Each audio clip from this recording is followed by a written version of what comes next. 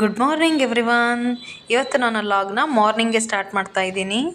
ನನಗೆ ಯಾವಾಗಲೂ ಮಾರ್ನಿಂಗು ಏನು ಅಭ್ಯಾಸ ಅಂದರೆ ಹಾಟ್ ವಾಟರ್ ಜೊತೆ ಯಾವುದಾದ್ರೂ ಒಂದು ಹೋಮ್ ಇಂಗ್ರೀಡಿಯೆಂಟ್ನ ಆ್ಯಡ್ ಮಾಡ್ಕೊಳ್ಳೋದು. ಫಾರ್ ಎಕ್ಸಾಂಪಲ್ ಲೆಮನ್ ವಾಟರ್ ಆಗಿರ್ಬೋದು, ಜಿಂಜರ್ ವಾಟರ್ ಆಗಿರ್ಬೋದು, ಅದೇ ರೀತಿಯಾಗಿ jeera water, herbal water.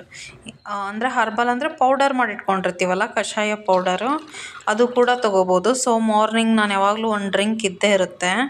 Amla powder, moringa powder, ಈ ರೀತಿ ಹಲವಾರು ವೆರೈಟಿ ಪೌಡರ್ಸ್ ಇರುತ್ತೆ ನನ್ನ ಹತ್ರ. ಸೊ ಅವುಗಳನ್ನು ನಾನು ಪ್ರತಿದಿನ ಒಂದೊಂದು ಯೂಸ್ ಮಾಡ್ತೀನಿ.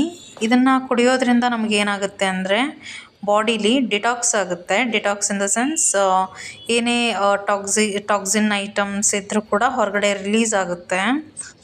ಸೊ ಇದೊಂದು ಅಭ್ಯಾಸ ಒಳ್ಳೆಯದು. ಅದಾದ ನಂತರ ನಾನು ಬಾಗಿಲಿಗೆ ರಂಗೋಲಿ ಹಾಕ್ತಾ ಇದ್ದೀನಿ.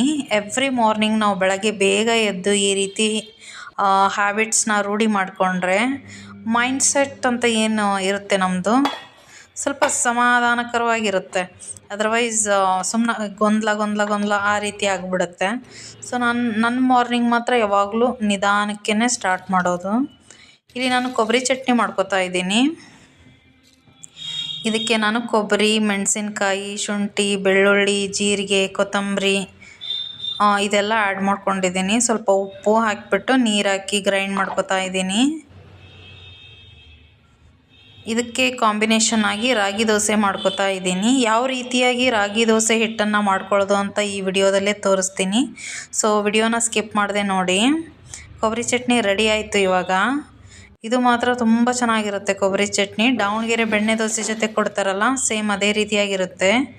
ನಾನಿಲ್ಲಿ ರಾಗಿ ಫ್ಲೋರ್ನ ತೊಗೊತಾ ಇದ್ದೀನಿ. ಅದ್ರ ಜೊತೆ ಸಣ್ಣ ರವೆ ಅಥವಾ ಚಿರೋಟಿ ರವೆ, ಸೆಮೋಲಿನಾ ಅಂತ ಏನು ಕರಿತೀವಿ ನಾವು, ಆ ರವೆನ ನೀವು 2 ಕಪ್ಪು ರಾಗಿ ಹಿಟ್ಟು ತೊಗೊಂಡ್ರೆ ಒಂದು ಅರ್ಧ ಕಪ್ಪು ರವೆನ, ಸಣ್ಣ ರವೆ ಅಂತ ಏನಂತೀವಿ ಅದನ್ನು ಹಾಕ್ಕೊಂಡ್ರೆ ಸಾಕು.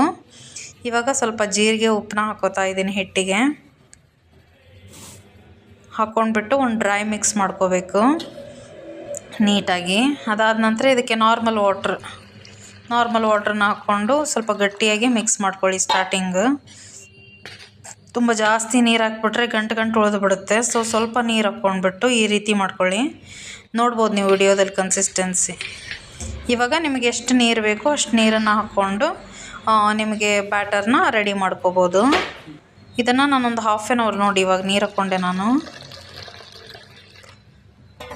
ನೀಟಾಗಿ ಮಿಕ್ಸ್ ಮಾಡ್ಕೊಳ್ಳಿ. ನೀಟಾಗಿ ಮಿಕ್ಸ್ ಮಾಡಿದ ನಂತರ ಒಂದು 30 ಮಿನಿಟ್ಸ್ ಅಥವಾ 15 ಮಿನಿಟ್ಸ್ ರೆಸ್ಟ್ ಮಾಡಲಿ ಹಿಟ್ಟು. ನಾನು ಅಲ್ಲಿವರೆಗೂ ನಂದೇನು ಆ್ಯಸ್ ಯೂಶ್ವಲ್ ರೂಟೀನ್ ಇದೆ ಅದನ್ನು ಮಾಡ್ಕೋತೀನಿ ನಾನು. ನೋಡಿ ಇಷ್ಟು ತೆಳುವಿದ್ರೆ ಸಾಕು ಹಿಟ್ಟು ದೋಸೆ ಹಾಕಲಿಕ್ಕೆ. ಇವಾಗ ದೋಸೆ ಹಾಕ್ತಾಯಿದ್ದೀನಿ ನೋಡಿ ನಾನು.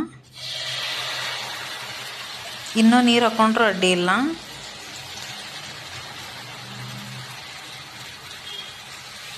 ನೀಟಾಗಿ ತವಾ ಮೇಲೆ ಸ್ಪ್ರೆಡ್ ಆಗೋ ರೀತಿ ಹಾಕ್ಕೊಂಡ್ಬಿಟ್ಟು ಇದಕ್ಕೊಂದು ಸ್ವಲ್ಪ ತುಪ್ಪ ಅಥವಾ ಎಣ್ಣೆನ ಹಾಕ್ಕೋಬೋದು ನೀವು.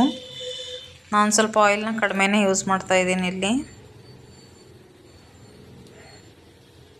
ತುಂಬ ಟೇಸ್ಟಿಯಾಗಿರುತ್ತೆ ಆ್ಯಕ್ಚುಲಿ. ಎಸ್ಪೆಷಲಿ ಈ ಬೇಸಿಗೆ ಕಾಲದಲ್ಲೆಲ್ಲ ಹೀಟು ಚಪಾತಿ ಅಂತ ಇರ್ತಿರಲ್ಲ, ಆ ಟೈಮಲ್ಲಿ ರಾಗಿ ಬಾಡಿಗೆ ಆ್ಯಕ್ಚುಲಿ ಕೋಲ್ಡು. ಬೇಕಂದರೆ ಇದಕ್ಕೊಂದು 2 ಚಿಟಿಕೆ ಅಷ್ಟು ಮೆಂತೆ ಪೌಡ್ರ್ ಕೂಡ ಹಾಕ್ಕೋಬೋದು ನೀವು, ಏನು ತೊಂದರೆ ಇಲ್ಲ. ಅದು ಬಾಡಿಗೆ ತಂಪು, ಅದು ರಾಗಿನೂ ತಂಪು ಆ್ಯಕ್ಚುಲಿ. ಇವಾಗ ಹಾಲು ಮೊಸರು ತೊಗೊಂಡು ಬಂದರು. ಸೊ ಹಾಲನ್ನ ಕಾಯಿಸ್ಲಿಕ್ಕೆ ಇಡ್ತಾಯಿದ್ದೀನಿ ನಾನು. ಹಾಲೆಲ್ಲ ನೀಟಾಗಿ ಕಾದಾದ್ಮೇಲೆ ಟೀ ಮಾಡ್ಕೊತಾ ಇದ್ದೀನಿ ನಾನು ಇವಾಗ ವಿಂಟರ್ ಅಲ್ಲ, ಸೊ ನಾನು ಶುಂಠಿ ಟೀ ಮಾಡ್ಕೊತಾ ಇದ್ದೀನಿ. ಶುಗರ್ ಹಾಕ್ಕೋತಾ ಇದ್ದೀನಿ.